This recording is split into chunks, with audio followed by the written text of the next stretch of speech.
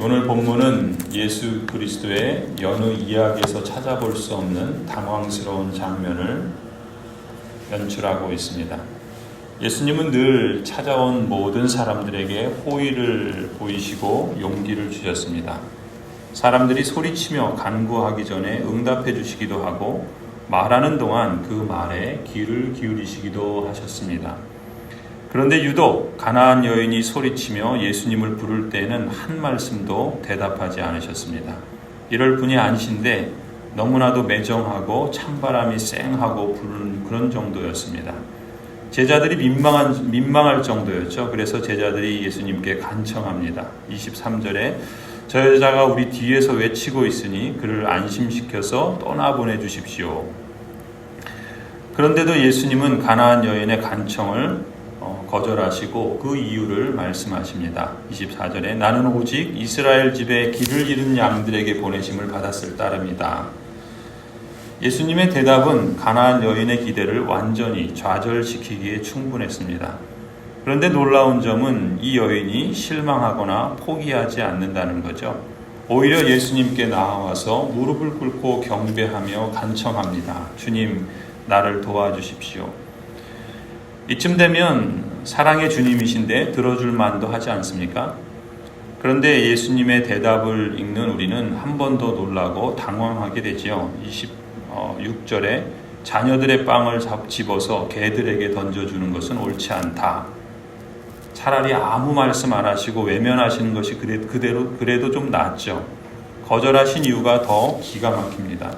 천하의 예수님도 이방인을 개 취급하는 영락없는 유대인인가? 하나님의 은혜는 오직 유대인에게만 허락되는가? 또 남자가 아닌 여자라고 이렇게 무시를 하는가? 만일 제가 이 여인의 입장이었다면 별의별 생각이 다 들었을 것 같습니다. 예수님의 이 말씀은 가나안 여인의 모든 희망을 그야말로 송두리째 없애버리기에 충분했을 겁니다. 그동안 걸었던 기대마저도 아니 오히려 반감과 또 배신감까지 느끼게 했을 정도라 보여집니다. 가나안 여인은 그렇기에 절망에 빠지고 또 멘붕 상태에 빠졌을 것이 예상됩니다. 이렇게 불쌍하고 고통당하는 사람에게 이렇게까지 모욕할 수 있는가?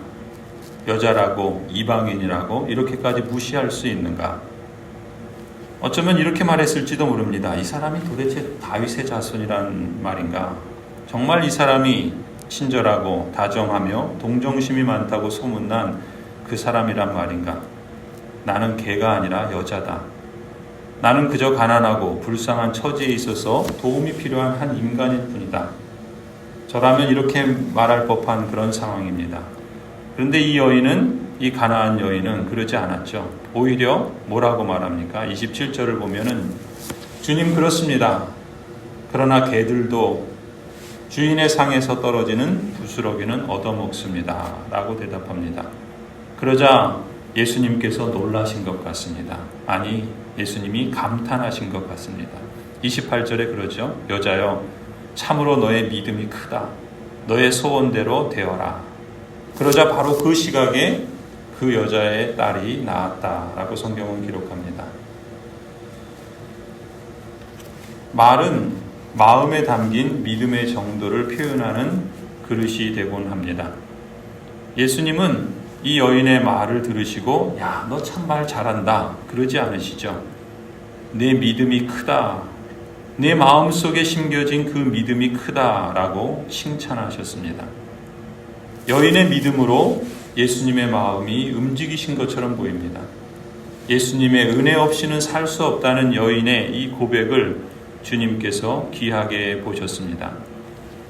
저는 이 은혜를 부스러기 은혜라고 부르고 싶습니다. 아무리 작은 것일지라도 예수님의 부스러기는 귀신을 무력화시키는 큰 능력이 있습니다. 예수님에게서 나온 부스러기 은혜가 흉악한 귀신 들린 딸을 회복시켜 주셨습니다. 부스러기 은혜, 예수님을 전적으로 신뢰하는 사람의 마음에 찾아오는 은혜입니다. 예수님의 은혜 없이는 살 수 없습니다. 가난한 심령을 가진 사람이 누리는 풍성한 은혜가 부스러기 은혜입니다. 부스러기라도 무시해서는 안 될 것입니다. 주님의 부스러기는 오병이어의 기적을 낳기도 하고 주님의 부스러기는 귀신의 권세도 무력화시키는 능력이기 때문에 그렇습니다.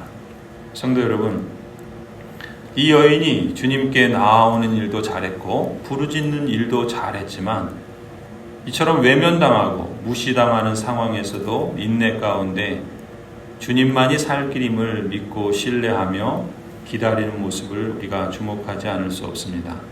주님마저 내 부르짖음에 외면하시는 것 같을 때가 있지요. 그러면 저절로 우리 입에는 원망과 불평과 또 분노가 바로 터져나오지 않습니까? 때때로 주님은 내 간구를 들어주시기에 앞서서 어쩌면 내 마음을 먼저 확인하기 원하시는지도 모르겠습니다. 주님께서 왜 이런 과정을 우리에게 거치도록 하시는 걸까요? 즉각적인 응답을 통해서 문제를 해결해 주실 수도 있는데 주님께서는 어쩌면 그 문제를 해결하는 것도 중요하지만 내 마음의 자세와 믿음의 성숙도 중요하게 보시는 것 같습니다. 우리 삶에 일어나는 어떤 상황이나 어떤 문제이든지 거기에 내 마음과 인격과 삶의 자세를 한 걸음 더 성숙한 자세로 내딛게 하시려는 주님의 섭리가 있다는 것을 배웁니다.